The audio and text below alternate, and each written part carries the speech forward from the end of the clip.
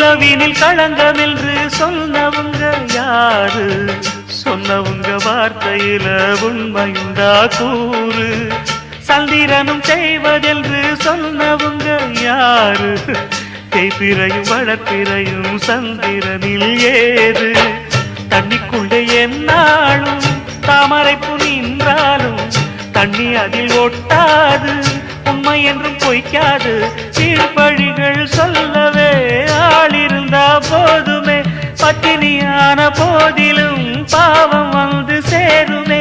காலம் என்கிற தேவன் கையிலே ஆடும் பம்பரம் நாமே.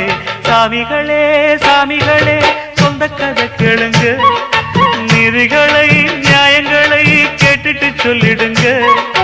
உள்ளத சொன்னா குத்தமில்ல, உள்ளத்தில் இங்கு கள்ளமில்ல, வழக்க தீர்த்து வை.